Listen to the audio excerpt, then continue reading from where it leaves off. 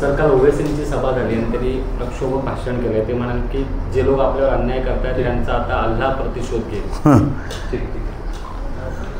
कालची जी सभा झाली अहिल्यानगरमध्ये, अहमदनगरमध्ये नाही.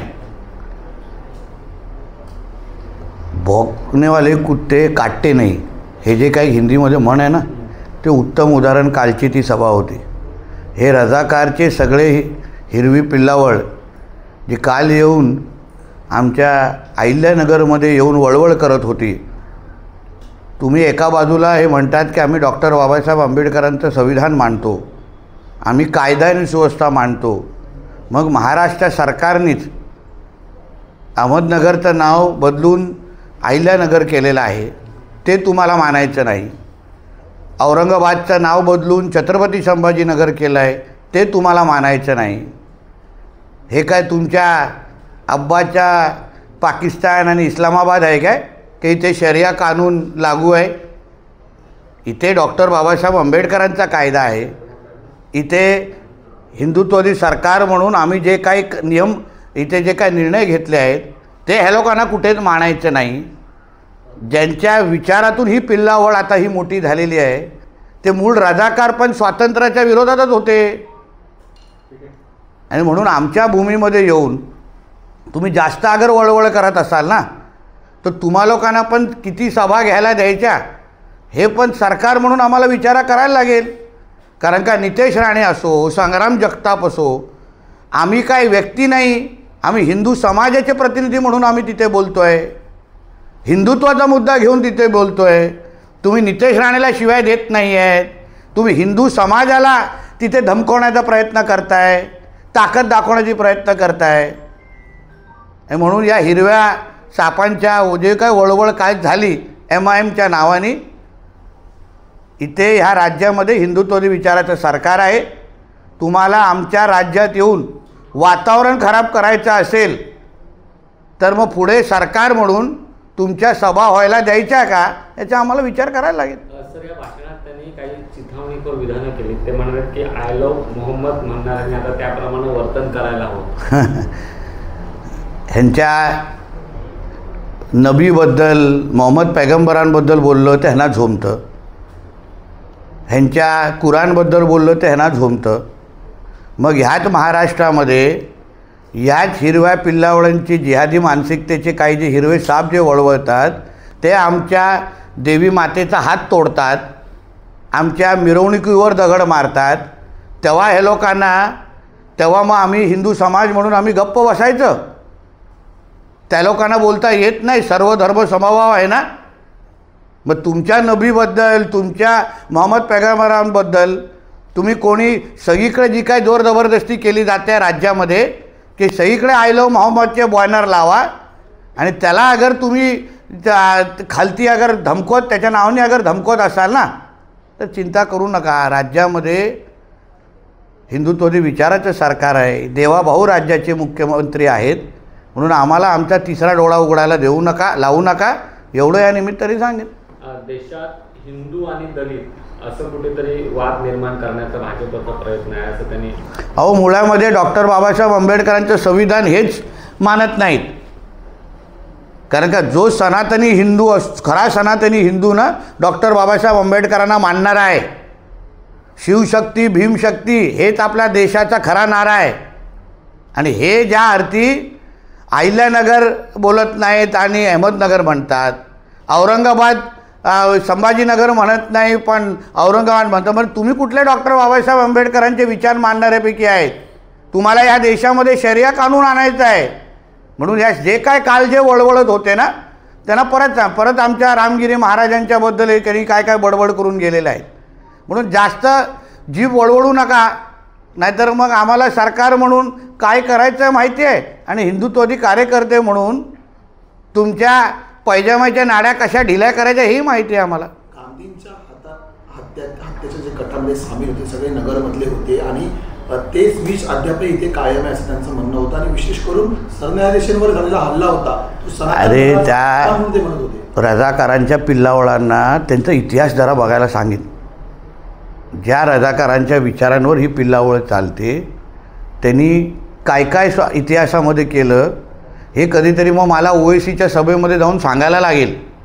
माझ्यामध्ये हिंमत आहे त्याच्या सभेमध्ये उभं राहून मी सांगून दाखवीन की ज्याला तुम्ही तुमचा बाप म्हणतात त्याचा काय काय इतिहास आहे. आमचं तोंड उघडायला लावू नका. तुम्हाला चेहरा दाखवण्यात तरी चेहरा राहणार नाही. तुम्ही आला तर 2 पायावर याल, पण स्टेशनवर जर असा थेट धमकी तुम्हाला. हो, दाखवतो तरी. जागा आणि वेळ कळवायची आणि मग तिथे उभं राहायचं, किंवा कुठली तरी मस्जिद तरी निवड, तिथे येतो मी. म्हणून आम्हाला वातावरण खराब करायचं नाही आहे राज्यात. आमचं सरकार आहे, आम्ही जबाबदार लोक आहोत. म्हणून धमक्या देणार आहे ना, वारिस पठाणला सांगेन की तुला माहिती आहे नितेश राणे काय चीज आहे. म्हणून नुसतं जिभेनी वळवळ करू नको. म्हणून मी सुरुवातीला काय बोललो, भोकनेवाले कुत्ते काटते नाही. आणि हे तर नसबंदीवालेही पिल्लावळ आहेत. सर, तुमच्यावर असेल किंवा संग्राम जगताप यांच्यावर असेल खालच्या भाषेत टीका केलेली आहे, त्यांना देखील आता त्याच भाषेत उत्तर दिलं. नाही, माझं म्हणणं आहे की हे लोक भोकण्यापेक्षा जास्त काय करू शकतात, काय करू शकतात. हे लोकांची काय हिंमत. हे जे काही टिप्या आणि औरंग्याच्या विचारावर चालणारी ही जी हिरवं पिल्लावळ आहे ना, ते भोकण्यापेक्षा काहीच करू शकत नाही. म्हणून राज्यात आम्हाला वातावरण खराब करायचं नाही आहे. म्हणून नाही तर परत हे लोकांना पजामाचा नाडा चढू शकले नसते अशी अवस्था करून ठेवली असती आम्ही. पण आम्हाला राज्याचं वातावरण खराब करायचं नाही. आमचं सरकार आहे. तुम्हाला सभेची परवानगी आमचं तर सरकार देत आहे, म्हणून तर तुम्ही बडबड करताय. नाही तर मस्जिदीच्या बोंग्यामध्येच बोलायला लागलं असतं, बाकी कुठे जागाच मिळाली नसती.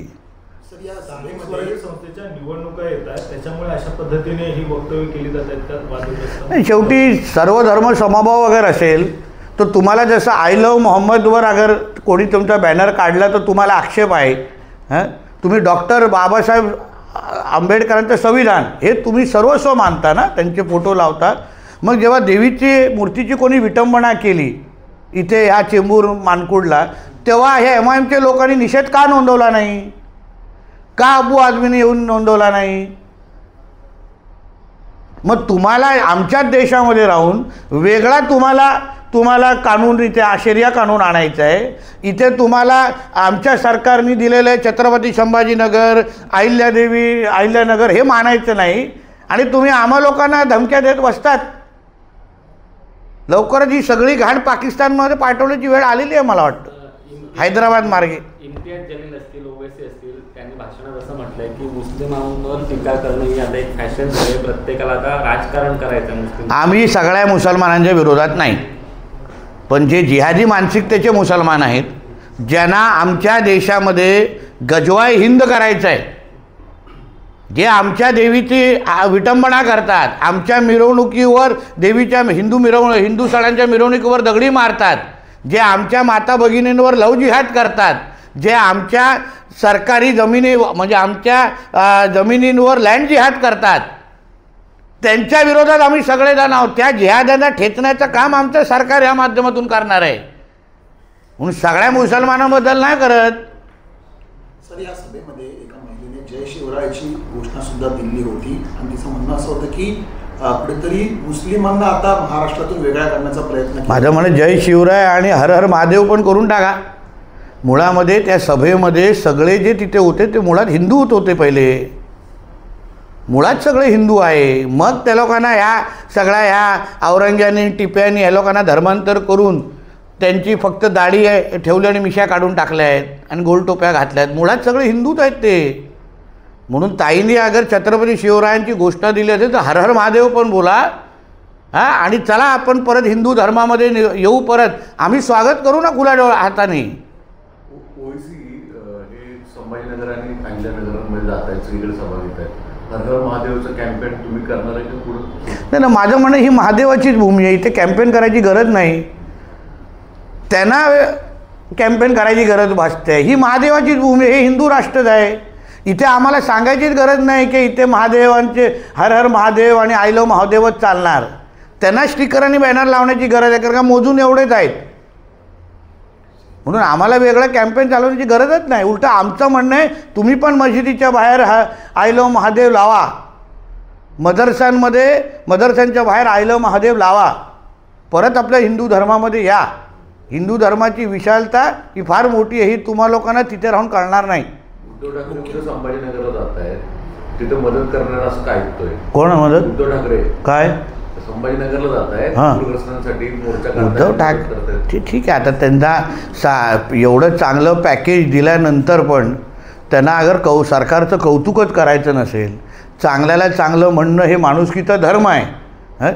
त्यांनी जेव्हा सरकार म्हणून चुकून काही चांगली कामं केली असती तर आम्ही कौतुक केलं असतं ना. पण आज देवेंद्र फडणवीस साहेबांच्या नेतृत्वात असलेल्या सरकारने एवढं मोठं पॅकेज दिलेलं आहे, प्रत्येक जण समाधानी आहे, तर मग मोर्चा काढण्याची काय गरज आहे? ह्याच्यापेक्षा जाऊन सरकारचा अभिनंदनाचा ठराव करा ना, मोर्चामध्ये कौतुक करा की माझ्या महाराष्ट्राच्या शेतकऱ्यांसाठी, मराठवाडा आणि पश्चिम महाराष्ट्राच्या शेतकऱ्यांसाठी, मच्छीमारांसाठी अगर ह्या सरकारने एवढं चांगलं पॅकेज दिलं असेल तर मी खुल्या मनाने त्यांचं कौतुक करतो. एवढं नैतिकता उद्धव ठाकरे दाखवणार नाही एवढा मला विश्वास आहे. ओवेसी याच मुद्द्याला घेऊन फडणवीसांवर टीका केली त्यांनी की ते पंतप्रधानांसारखेच फेकाफेकीच्या आकडे टाकतायत. 31,000 कोटीचं ते पॅकेज सांगतात, मात्र 10,000 कोटी तर NDRF हा पण तर रजाकारनी फेकलेला तुकडा आहे. हा काय वेगळा आहे का?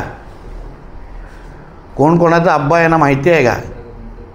आमच्या फडणवीस साहेब आणि आमच्या नरेंद्र मोदी साहेबांबरोबर बोलण्यापेक्षा तुम्ही कोणाचे फेकलेले आहेत तुकडे ते पहिले शोधा, बर्थ सर्टिफिकेट बघा आणि मग आमच्यावर बोला. ते पण म्हणतायत कर्जमाफी करण्यात यावी, ओला दुष्काळाची घोषणा करावी, कारण विरोधी पक्षात असताना अहो पण कदाचित हे एवढं चांगलं पॅकेज दिल्यानंतर ह्या विरोधी कार्ट्यांनी खरं म्हटलं तर फडणवीस साहेबांचं जाहीर नागरी सत्कार करायला पाहिजे, त्यांच्या नावाचा गवगवा करायला पाहिजे की बाबा एवढा मोठा पॅकेज हे लोकांनी दिलेला आहे. आता पॅकेज दिल्यानंतर योजनांमध्ये सर्वात पुढे लाईन हे लोकच लावणार सगळं घालून. एका बाजूला पॅकेजवर टीका करायची, दुसऱ्या बाजू आमच्या योजनांमध्ये सर्वात पुढे रांग हे लोकच लावतात, लपून छपून काळ्या कपड्यात. सर हिंदी में जाना चाहेंगे ओवैसी ने जिस तरीके से आप पर टिकट देखो ऐसा है, भौंकने वाले कुत्ते काटते नहीं. ये रजाकार के ये सब जो हीरे सांप हरे सांप है, इन्होंने महाराष्ट्र में आके इस तरीके से वातावरण ख़राब नहीं करना चाहिए. हम लोग हिंदुत्ववादी विचार के कार्यकर्ता है, हम हिंदू समाज के लिए काम करते हैं. नितेश राणे हो, संग्राम जगताप हो, या सभी हम हिंदुत्ववादी कार्य, हम हिंदू समाज की आवाज़ बन रहे हैं. और तुमको अगर हमारे महाराष्ट्र में आके अगर वातावरण ख़राब करने का तुम कोशिश करोगे ना, तो तुमको भी महाराष्ट्र सरकार ने आगे सभा लेने की परमिशन देनी चाहिए क्या, इसके बारे में हम भी सोचेंगे. फिर तुमको सभा अपने पार्टी के लिए विचार मांडने के लिए रखा है, वातावरण ख़राब करने के लिए नहीं रखा है, हिंदुओं को धमकाने के लिए नहीं रखा है. और हमारे मुँह में आके अब हिंदू को अगर धमकाओगे ना तो फिर जाते वक्त पैजामा का नाड़ा भी नहीं लगा पाओगे. आपको तो खुली चेतावनी देते हैं कि आप ही आएंगे और नहीं जा सकते. तो मेरा बोलना है कि जगह और तारीख बता देने का मेरे को, कभी कौन से मस्जिद के पास आए बता देने का वारिस पठान ने, क्यों रुके अभी तक. मेरे को वातावरण ख़राब नहीं करना है, मैं जो बोलता हूँ सीना तान के बोलता हूँ. और हमारे जो जिहादी हमारे हिंदुओं को तरफ गंदी नज़र से जो देखते हैं, हमारे बहनों को लव जिहाद के नाम पे उनका ज़िंदगी ख़राब करते हैं, हमारे देवी देवताओं का मूर्ति तोड़ते हैं, हमारे त्योहार के वक्त पथराव करते हैं, उन जिहादों के खिलाफ बोलने की हिम्मत हम लोग रखते हैं. अगर आप डॉक्टर बाबा साहेब अम्बेडकर का संविधान जी का अगर संविधान मानते हो, कॉन्स्टिट्यूशन मानते हो ना, तो जैसे आपको आइल मोहम्मद के ऊपर गुस्सा आता है तो उतना ही गुस्सा आपको किसी ने अगर हमारे देवी का अगर मूर्ति तोड़ी तो उनके ऊपर भी वही गुस्सा आना चाहिए. उसको सच्चा मुसलमान बोलते हैं, उसको जिहादी नहीं बोलेंगे हम लोग. तो ये बोलने की हिम्मत रखनी चाहिए. और आपके मुंह से सरकार ने जिस अहमदनगर का नाम अहिल्यानगर रखा है, सरकार ने जिस औरंगाबाद का नाम छत्रपति संभाजी नगर रखना, आपको सरकार की सुननी नहीं है, तो फिर आप डॉक्टर बाबा साहब अम्बेडकर जी का नाम कैसे लेते हो. बोल दो हमको भी शरिया कानून इधर करना है, जैसा पाकिस्तान और इस्लामाबाद में है. तो वहाँ का टिकट हम लोग निकाल के दे देते आपको, क्यों हमारे देश में तो बाबा साहब अम्बेडकर जी का संविधान ही चलेगा, शरिया कानून आपका नहीं चलेगा इधर।